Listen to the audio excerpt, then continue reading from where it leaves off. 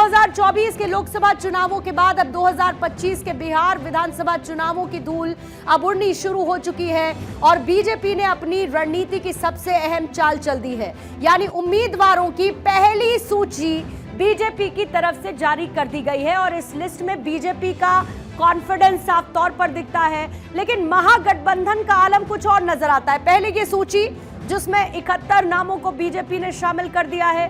BJP ने बिहार विधानसभा चुनाव 2025 के लिए अपनी पहली लिस्ट जिसमें 71 उम्मीदवारों के नाम शामिल हैं, इसे जारी कर दिया। इस सूची में पार्टी के जो वरिष्ठ नेता हैं उसमें सबसे पहला चेहरा कौन है? इसमें सबसे पहला चेहरा है सम्राट चौधरी का।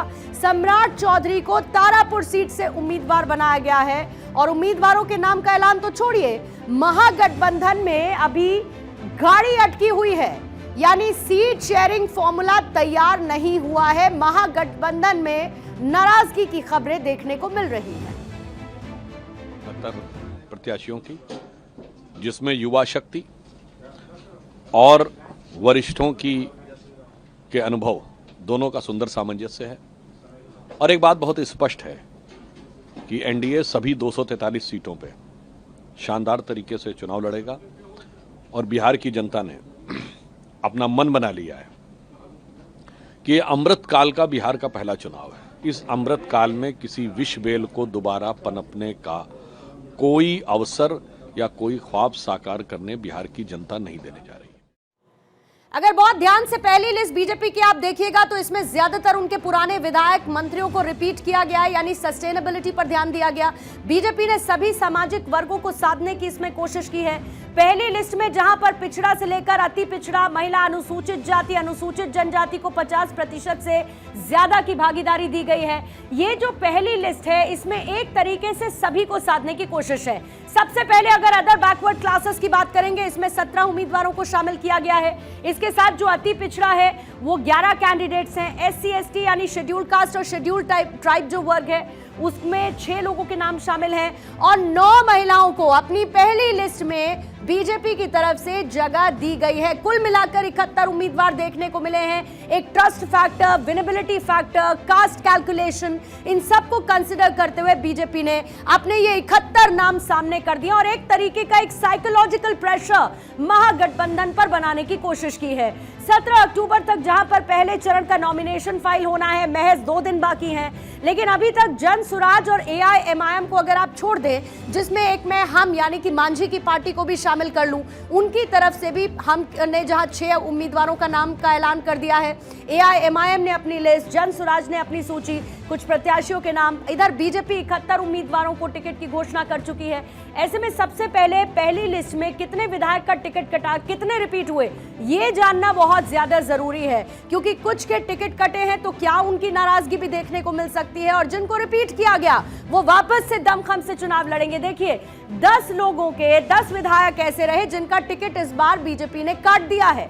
वहीं कितने रिपीट हुए? 48 विधायकों पर भरोसा एक बार फिर से बीजेपी ने जताया है।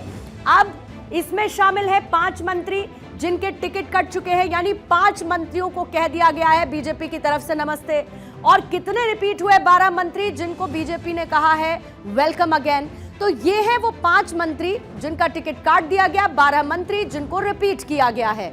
ऐसे में बहुत सारे नाम हैं जिनको इस बार भरोसा जताते हुए बीजेपी ने फिर से चुनावी मैदान में उतारा है। बीजेपी को मजबूती देने के लिए अब एक और भोजपुरी स्टार का नाम इसमें जुड़ चुका है और अब से थोड़ी देर पहले लोकप्रिय लोक गायिका मैथिली ठाकुर, जो कि पटना स्थित पार्टी कार्यालय में आयोजित मिलन समारोह में बीजेपी में शामिल भी हुई है। से मुझ पर विश्वास करने के लिए, फिर से मुझे मौका देने के लिए मैं बहुत बहुत धन्यवाद देता हूं और अपनी बाकी पूरी विधानसभा के जनता को भी मैं आभार व्यक्त करता हूं कि फिर से उन्होंने उनके बीच में जाकर चुनाव लड़ने का मुझे मौका मिला है और मुझे विश्वास है कि जिस प्रकार से हम लोगों ने जनता से मिलकर जुड़कर काम किया है, जनता फिर से हमको जरूर अपना आशीर्वाद देगी। पूरे केंद्रीय टीम के प्रति आभार प्रकट करता हूं, चुनाव समिति के, कि जिन लोगों ने मुझ पर विश्वास व्यक्त किया है। और मैं खासकर सीतामढ़ी की जनता और माँ जगत जननी माता का आशीर्वाद पर विश्वास करता हूं। मुझे पूर्ण विश्वास है कि माँ जगत जननी के आशीर्वाद से सीतामढ़ी की जनता इस दफा फिर से सीतामढ़ी की सीट एनडीए के खाते में जीत कर देगी। इसलिए तो भाजपा में यही कहा जाता है कोई बड़ा चेहरा नहीं है, सब सामान्य कार्यकर्ता है। एक सामान्य कार्यकर्ता सुनील कुमार पिंटू को भी टिकट मिलेगा, तो सामान्य कार्यकर्ता मंगल जी को भी, राम कृपाल जी को भी और माननीय डिप्टी सीएम सम्राट जी को भी एक सामान्य कार्यकर्ता की तरह जाइए, जनता का विश्वास लेकर। तो अब से थोड़ी देर पहले मैंने मैथिली ठाकुर का भी जिक्र किया। बीते कुछ दिनों से उनके राजनीति में आने की खबरें थी, जिस पर अब मोहर लग चुकी है, जहां पर पार्टी सूत्रों के अनुसार बीजेपी उन्हें आगामी बिहार विधानसभा चुनाव में दरभंगा की अलीनगर सीट से उम्मीदवार बना सकती है। मैथिली ठाकुर के शामिल होने से मिथिला क्षेत्र में बीजेपी की पकड़ मजबूत होने की उम्मीद है। जाहिर है कि उनकी लोकप्रियता बहुत ज्यादा है, पार्टी उन्हें चुनाव प्रचार में एक प्रमुख चेहरा भी बनाती हुई नजर आएगी। ये वो तस्वीरें हैं जब मैथिली शामिल हुई और बीजेपी की सदस्यता उन्होंने ग्रहण की। नीतीश कुमार जी से उनसे इंस्पायर होकर के आज मैं उनके सहयोग के लिए यहाँ पर खड़ी हूँ। पॉलिटिकल पार्टी ज्वाइन करने का मतलब नेता बनना ऐसा नहीं मानती हूँ मैं समाज सेवा के लिए आई हूँ और उनकी विचारधारा को जन जन तक पहुँचाने के लिए आई हूँ। सब पार्टी देखेगी, पार्टी के दिमाग में जो भी है मुझे लेकर के, मैं तो बस पार्टी का सहयोग करने के लिए यहाँ आई हूँ। तो बीजेपी ने जहां पर करीब 15% ऐसे विधायक हैं जिनका टिकट काट दिया है, बीजेपी की दूसरी सहयोगी पार्टी एचएएम ने अपने उम्मीदवार उतार दिए, यानी कि 6 सीटें उनके खाते में आई थी उनके कोटा की, जिस पर उन्होंने नाम का ऐलान कर दिया। लेकिन इसी में जीतन राम मांझी की बहू यानी कि दीपा कुमारी को टिकट दे दिया गया। अब सबकी नजरें हैं महागठबंधन पर, और महागठबंधन में मानो सब कुछ ठीक ठाक नहीं दिखता है। अभी तक सीटों का ऐलान नहीं हुआ है, अभी तक सीट शेयरिंग फॉर्मूला क्या होगा ये अभी तक सामने नहीं आया है।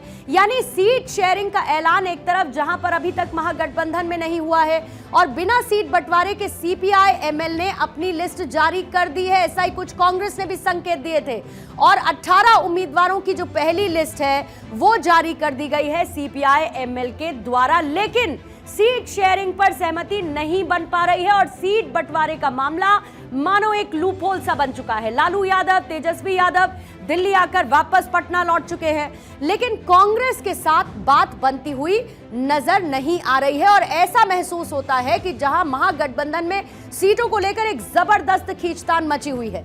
देखिए, आरजेडी ने कांग्रेस, लेफ्ट और वीआईपी से इस वक्त गठबंधन कर रखा है। मुकेश सहनी की पार्टी भी इसमें।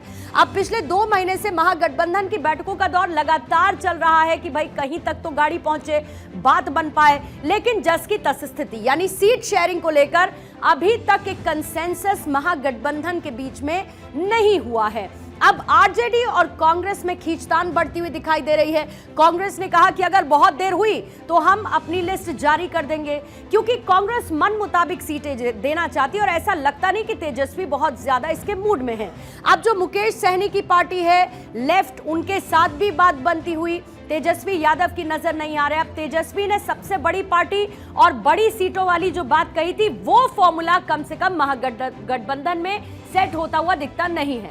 हालांकि दावा इस बात का किया जा रहा है कि महागठबंधन में सब कुछ ठीक है, लेकिन अभी तक सीट शेयरिंग का ऐलान नहीं हुआ है, और इसीलिए ऐसे कयास लगाए जा रहे हैं कि महागठबंधन में ऑल इज नॉट वेल है।